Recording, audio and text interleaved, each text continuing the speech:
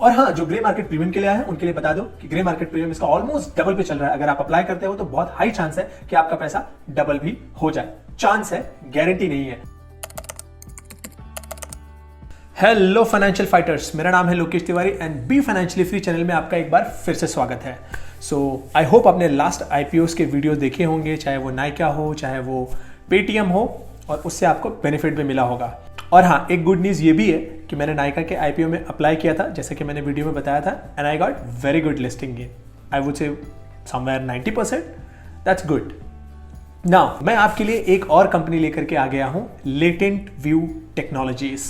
इसके आईपीओ का पूरा एनालिसिस करेंगे और हम क्या क्या देखने वाले हैं। हम देखने वाले हैं about company, business model, social connect और सेंटिमेंट्स, फाउंडिंग टीम और investors, reach which is user base, future of this particular industry, competitor, balance sheet and IPO details and risk factor also we will see. Then brokerage house recommendation at last, will I apply or not, and then we will see the X factor of this particular company. So this is what we are going to see, और ये आपकी मदद करेगा सब कुछ company के बारे में जानने का। उसके बाद आप डिसीजन ले सकते हो कि आपको IPO के लिए अप्लाई करना है या नहीं करना है। और हाँ, जो ग्रे मार्केट प्रीमियम के लिए आए हैं उनके लिए बता दो कि ग्रे मार्केट प्रीमियम इसका ऑलमोस्ट डबल पे चल रहा है। अगर आप अप्लाई करते हो तो बहुत हाई चांस है कि आपका पैसा डबल भी हो जाए। चांस है, गारंटी नहीं है। ऑब्वियसली रिस्क के साथ चीजें आती हैं। चलिए शुरू करते हैं। सबसे पहले कंपनी के बारे में देखते हैं, कंपनी क्या है, क्या करती है।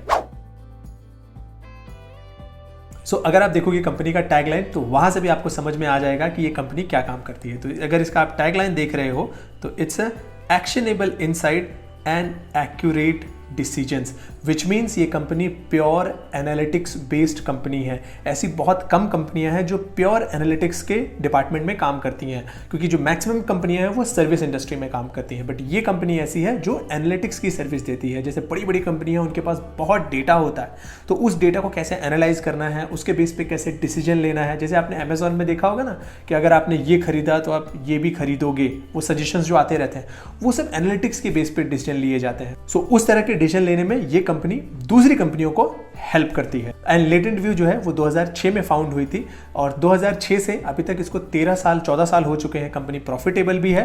अब आपको पता लग गया होगा कि ये कंपनी एक प्योर एनालिटिक्स बेस्ड कंपनी है जो कि बाकी कंपनियों को हेल्प करती है डिसीजन लेने में उनके डेटा के हेल्प से। चलिए इसका एक बार बिजनेस मॉडल भी समझने के लिए ट्राई करते हैं। तो बिजनेस मॉडल में इनके 4 मेजर सर्विसेज हैं। पहली जो है सर्विस वो है इनकी कंसल्टिंग सर्विसेज, फिर data engineering, then business analytics and then digital solution. इसी को अगर हम इनकी वेबसाइट से एक बार समझने का ट्राई करें तो इनकी वेबसाइट पे भी क्लियरली मेंशन है कि इनका जो बिजनेस मॉडल है वो बिजनेस एनालिटिक्स की सर्विस प्रोवाइड करना, कंसल्टिंग सर्विस प्रोवाइड करना, डेटा इंजीनियरिंग की सर्विस प्रोवाइड करना, डिजिटल सॉल्यूशन प्रोवाइड करना, supply chain analytics and then risk compliance and analytics. आप देख सकते हो कि इनकी जितनी भी सर्विसेज सब कुछ एनालिटिक्स से रिलेटेड ही है, और इसी तरह की सर्विस से इनका मेजर रेवेन्यू आता है। ये पूरा डेटा का काम कैसे होता है, अगर इसकी पूरी पाइपलाइन को हम समझें तो सबसे पहले ये डेटा अंडरस्टैंड करते हैं, देन प्लानिंग करते हैं, and then centre of excellence जो इनका है वो पूरा ऑटोमेट कर देता है, एंड देन वहां से इनसाइट एंड एनहांसमेंट शुरू हो जाती है। अगर ये देखोगे तो इनका बिलीव क्या है कि data plus business plus mathematics equal to actionable insight. ये बिजनेस, डेटा एंड मैथमेटिक्स को मिलाते हैं और एक्शनेबल इनसाइट निकाल के देते हैं बाकी कंपनियों को, ताकि उनकी एफिशिएंसी बढ़े। बेसिक बिजनेस मॉडल हमने समझ लिया कि इनका बिजनेस मॉडल किस तरीके से है। अब एक बार इनका देख लेते हैं कि ब्रांड वैल्यू किस तरीके से है। चूंकि ये कंपनी B2B है, which is business to business, एक बिजनेस से दूसरे बिजनेस को हेल्प करती है, तो आम पब्लिक के बीच में इनकी ब्रांड वैल्यू उतनी दिखती नहीं है। मतलब हमको पता ही नहीं, काफी लोगों को पता ही नहीं। जैसे नायका और IPO, ये क्या प्रोडक्ट B2C प्रोडक्ट्स हैं कि लोग इसका इस्तेमाल करते हैं, तो लोगों को पता है इनका नाम। लेकिन वही जब लेटेंट व्यू की बात आती है तो ये B2B कंपनी है, जिसकी वजह से लोगों को, आम लोगों के बीच में इसका नाम नहीं पता है। लेकिन फिर भी हम ब्रांड वैल्यू को चेक करेंगे। कैसे? इनके ग्लासडोर रिव्यू को देखेंगे कि इनके जो काम करने वाले लोग हैं, जो इनके एम्प्लॉय हैं, वो इस कंपनी के बारे में क्या सोचते हैं और किस तरह का रेटिंग है इनका। ये रहा लेटेंट व्यू एनालिटिक्स का ग्लासडोर रिव्यू। अगर आप देखोगे तो इन 437 रिव्यूज अवेलेबल हैं, उसमें से जो रेटिंग है वो 4.0 की रेटिंग है। विच मीन्स अगर ये अपनी टीम को अच्छा मैनेज कर रहे हैं, अगर इनके टीम के बीच के साथ इनका रिलेशनशिप अच्छा, उनके माइंड में अगर इनका ब्रांड अच्छा है then it's a good thing. Plus एक और एडवांटेज इनके पास ये है कि ये फॉर्च्यून 500 कंपनियों के साथ चूंकि काम कर रहे हैं तो ये भी इनकी ब्रांड वैल्यू में एडिशनल पॉइंट ऐड करती है। सो ब्रांड वैल्यू समझने के बाद हम ये नेक्स्ट चीज देखते हैं कि इनकी फाउंडिंग टीम किस तरह की है। क्योंकि अगर ये एनालिटिक्स पे इतना काम कर रहे हैं तो फाउंडिंग टीम का क्वालिफिकेशन एजुकेशन बहुत स्ट्रांग होना चाहिए। सो जो मेन फाउंडर हैं अगर हम देखेंगे तो ही इज वेंकट विश्वनाथन। तो और इनका जो ऑर्गेनाइजेशनल एक्सपीरियंस रहा, ये कॉग्निजेंट में काम कर चुके हैं, मूडीज में एंड देन इसार ग्रुप में काम कर चुके हैं। इसके अलावा एजुकेशन में अगर हम देखते हैं तो इन्होंने अपनी जो इंजीनियरिंग की है वो IIT मद्रास से की हुई है और MBA इन्होंने IIM कैलकाटा से किया हुआ है, विच इज़ वेरी गुड। मतलब क्वालिफिकेशन वाइज तो बहुत अच्छा है।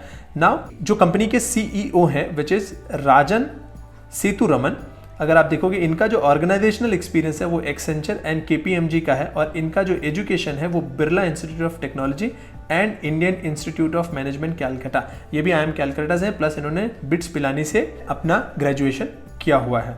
इन टर्म्स ऑफ अगर हम इन्वेस्टर्स देखें कि इसमें कौन कौन से इन्वेस्टर्स हैं तो यू विल बी अमेज्ड कि इन्होंने बाहर से बहुत ज़्यादा फंड नहीं उठाए। इन्वेस्टमेंट में अगर आप देखोगे तो जो कंपनी के मेन लोग हैं उन्हीं के पास सबसे ज़्यादा होल्डिंग्स है। तो बाहर के कोई इन्वेस्टर इनके पास अभी फिलहाल है नहीं, शायद इनको जरूरत ही नहीं पड़ी क्योंकि ये प्रॉफिटेबल कंपनी है। अब जो इनका IPO आ रहा है उस IPO में कौन कौन से ऐसे इन्वेस्टर्स हैं जो क्वालिफाइड इंस्टीट्यूशनल इन्वेस्टर्स हैं, वो कौन कौन हैं जो इसमें इंटरेस्टेड हैं और अप्लाई करना चाहते हैं, तो उनके नाम से हमें जरूर कॉन्फिडेंस मिलेगा कि कौन कौन है जो इसमें इंटरेस्टेड है। तो अगर आप देखोगे तो Abu Dhabi investment authority, HSBC, Aditya Birla, Axis mutual fund, ICICI, Kotak mutual fund, Mirae asset, SBI life insurance, Bajaj Allianz, so ये लोग इसमें कॉन्फिडेंस दिखा रहे हैं। इससे हमारा भी कॉन्फिडेंस बढ़ता है कि यार अगर इतने म्यूचुअल फंड्स और इतने बड़े बड़े हाउसेस इसमें इतना अच्छा इंटरेस्ट दिखा रहे हैं तो it could be a good company.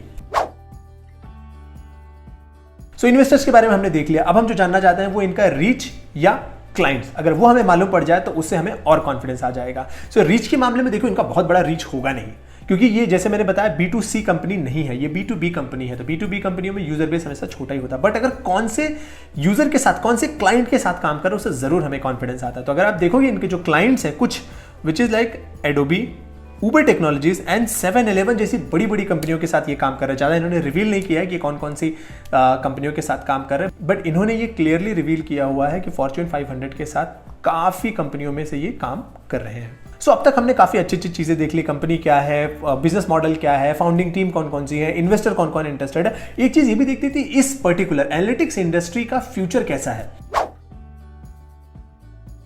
सो अगर आप देखोगे डेटा एनालिटिक्स में स्पेंड कितना हो रहा है, 2018 में जो स्पेंड था वो $128 बिलियन था। ये अमाउंट जो है बिलियन डॉलर में है और ये 2020 तक ये आते आते हो गया $174 बिलियन, विच इज 16% का गेन मिल रहा है।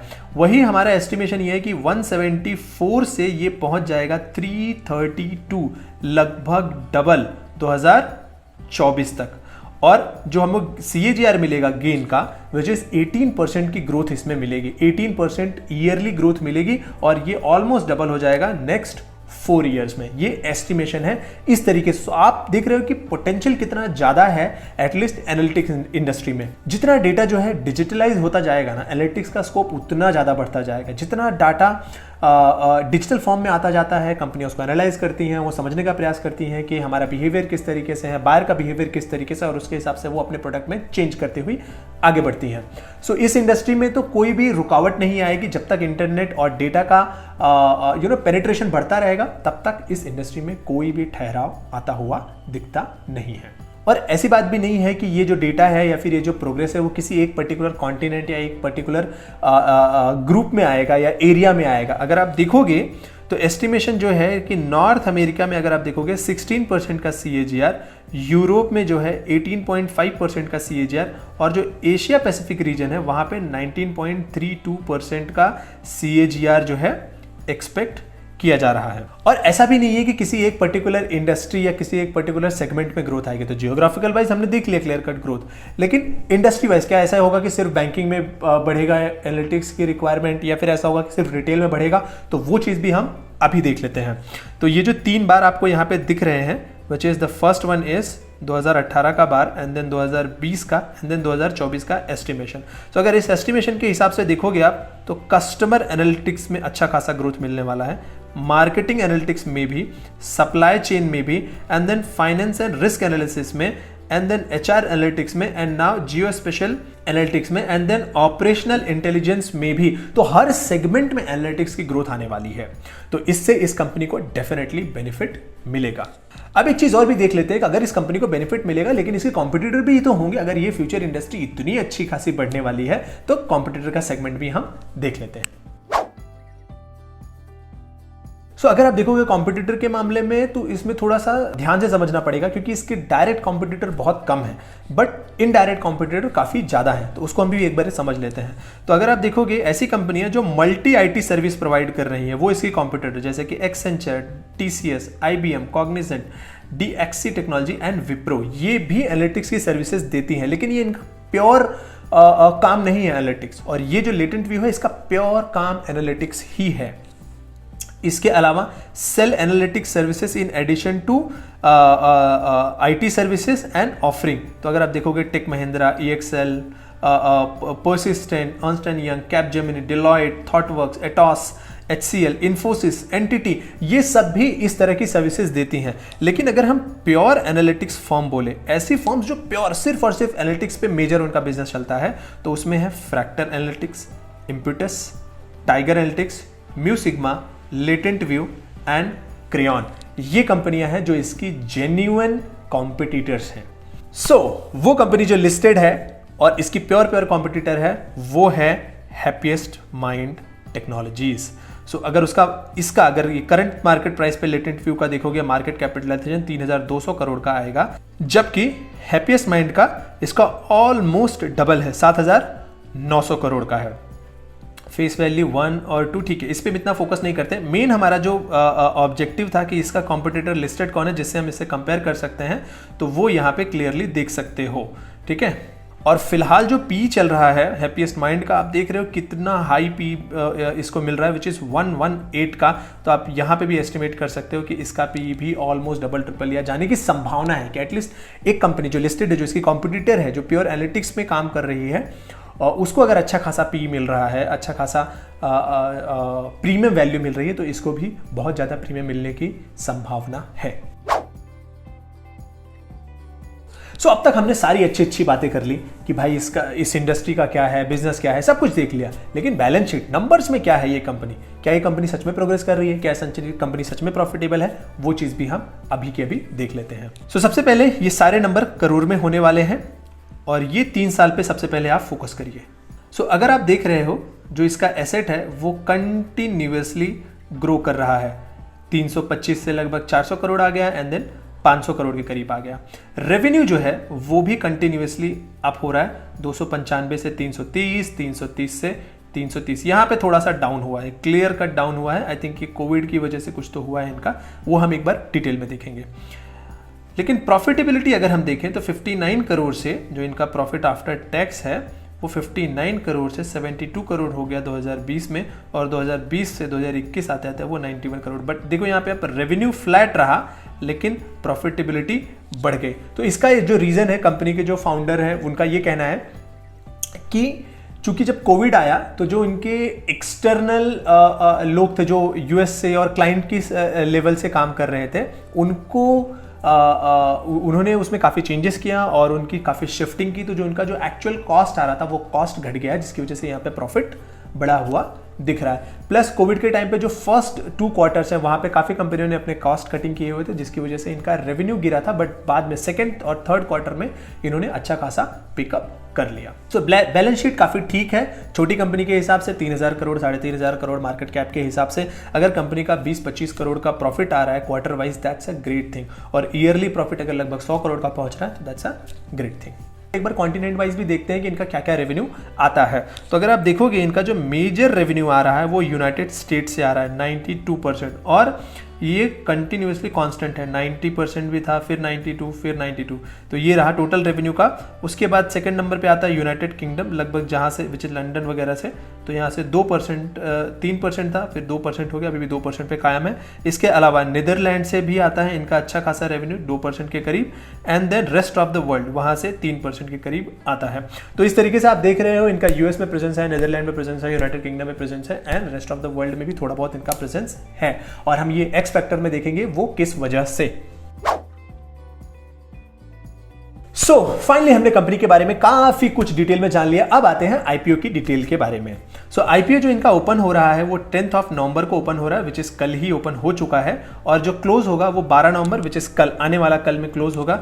अलॉटमेंट 17 तारीख को होगी। इनिशियल रिफंड, अगर आपको नहीं मिला अलॉटमेंट तो 18 तारीख को आपका पैसा रिफंड हो जाएगा, और क्रेडिट जो है वो आपको शेयर 22 नवंबर को हो जाएंगे। 23 नवंबर को इनकी लिस्टिंग है। लिस्टिंग गेन की काफी अच्छी खासी संभावना है। आपने देख लिया हाइपेस्ट माइंड का पी कितने पे ट्रेड कर रहा है, तो इनको भी अच्छी खासी लिस्टिंग गेन मिलने की संभावना है।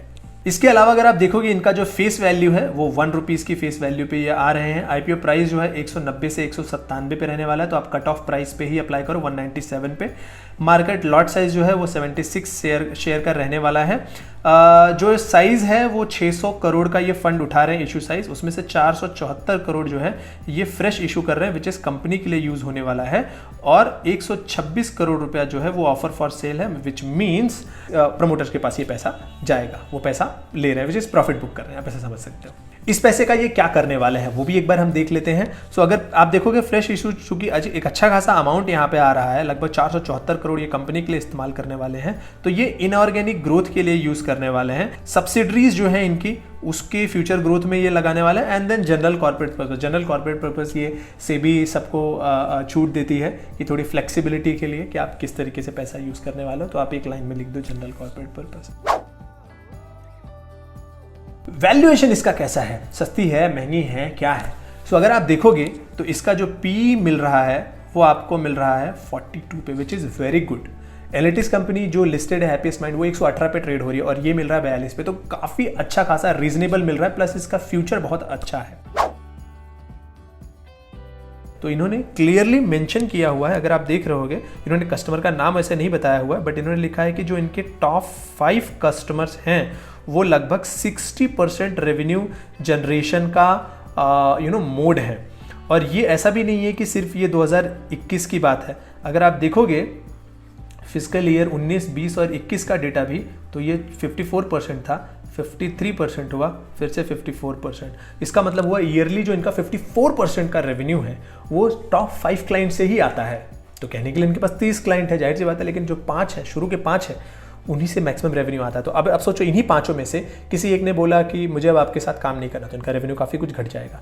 या दूसरा आप कह लो कि किसी कंपनी ने बोला कि अब मुझे इस सेगमेंट में एक्सपांड नहीं करना है, या कल को मुझे नई सर्विस चालू करनी, तो भी इनके रेवेन्यू को धक्का लगने की संभावना है। ये एक इनका रिस्क फैक्टर है। इसके अलावा अगर आप दूसरा रिस्क फैक्टर देखोगे तो इनका जियोग्राफिकल डिस्ट्रीब्यूशन काफ़ी ज़्यादा, उसमें से सबसे ज़्यादा जो रेवेन्यू आ रहा है वो 92% वो यूएस से आ रहा है। तो अगर यूएस को लेकर के कुछ होता है, कल को वीज़ा ये वो कुछ भी होता है, तो इनके रेवेन्यू में क्लियर कट इम्पैक्ट दिखेगा। ये 2 मेजर रिस्क फैक्टर्स हैं जो मुझे आपसे बताना था। अब आते हैं हमारे फेवरेट पार्ट पे कि ब्रोकरेज फर्म रिकमेंडेशन क्या दे रहे हैं, उनके हिसाब से क्या करना चाहिए, अप्लाई करना चाहिए कि नहीं करना चाहिए। ये रहे कुछ brokerage firm, choice brokerage, Reliance, top share, Religare and investments research, ये सब बोल रहे हैं कि आपको सब्सक्राइब करना चाहिए फॉर्च्यून, क्योंकि रीजनेबल प्राइस पे मिल रहा है और एक अच्छी कंपनी है, प्रॉफिटेबल कंपनी है। नाउ अगर आप मेरा व्यू पूछोगे तो मेरा व्यू है कि यस 100% अप्लाई करना चाहिए, और हाँ मैं भी अप्लाई करने वाला हूं। और एक मैं आपको आइडिया बताता हूं, अगर आपका आईपीओ ऐसी कंपनियों में नहीं लग रहा है तो मे बी आप अपने वाइफ के अकाउंट से भी अप्लाई कर सकते हो और अपने अकाउंट से भी अप्लाई कर सकते हो, इससे आपके चांस बढ़ जाएंगे। आई डोंट नो लगने की संभावना क्या होगी। अब आते हैं हमारे लास्ट सेगमेंट में, विच इज एक्स फैक्टर। इसमें वही लोग इंटरेस्टेड होते हैं जो थोड़े से गीक टाइप के होते हैं यार, कि मुझे और जानना है। जो इससे मैंने शुरू में बताया, ये प्योर एनालिटिक्स कंपनी, तो इसका क्लियरली इसके पास एडवांटेज है। नंबर 2 अगर आप देखोगे तो ये फॉर्च्यून 500 कंपनियों के साथ काम करती है। ये इसका दूसरा सबसे बड़ा एडवांटेज है कि मतलब इनके जो डॉक्यूमेंटेशन, लीगैलिटी, सब कुछ बहुत क्लीन एंड क्लियर होंगे, इसीलिए ये अच्छी कंपनियों के साथ काम कर रही हैं। नंबर 3 अगर आप देखोगे तो ये ऐसी टेक्नोलॉजी में काम कर रही है जो कि फ्यूचर है। अगर आप किसी भी आज इंजीनियर से पूछोगे उसको डेटा एनालिस्ट बनना है, डेटा इंजीनियर बनना है, आप समझ सकते हो कि इस फील्ड का कितना प्रभाव है लोगों के ऊपर कि यार ये फील्ड तो अच्छा करने वाली है फ्यूचर में। और हाँ, एक मजेदार बात और, जैसे कि हमने देखा कि जियोग्राफिकली इस सेगमेंट में हर जगह एक्सपांशन होने की संभावना है, तो इनकी बहुत सारी सब्सिडरीज भी हैं। तो अगर आप देखोगे तो इनकी जो सब्सिडरीज हैं which is Latent View Analytics Corporation, UK Latent View Analytics UK Limited. So ये था मेरा complete view about this particular company. आप मुझे कमेंट करके बताओ कि आपको मेरा ये एनालिसिस कैसा लगा, कोई पॉइंट आपको मिसिंग लगा, आपको लगता है कि कोई और पॉइंट मुझे डेफिनेटली कवर करना चाहिए था, तो please do comment. I hope आपको ये इन्फॉर्मेशन सही लगी होगी और इससे आपको डिसीजन लेने में जरूर हेल्प मिलेगी कि आपको आईपीओ अप्लाई करना चाहिए या नहीं करना चाहिए। मेरा ये हमेशा प्रयास रहता है कि मैं आप तक सही इन्फॉर्मेशन पहुंचाऊं, क्योंकि मेरा ये मानना है सही फाइनेंशियल इन्फॉर्मेशन से आप फाइनेंशियली फ्री बन सकते हो। Thank you so much.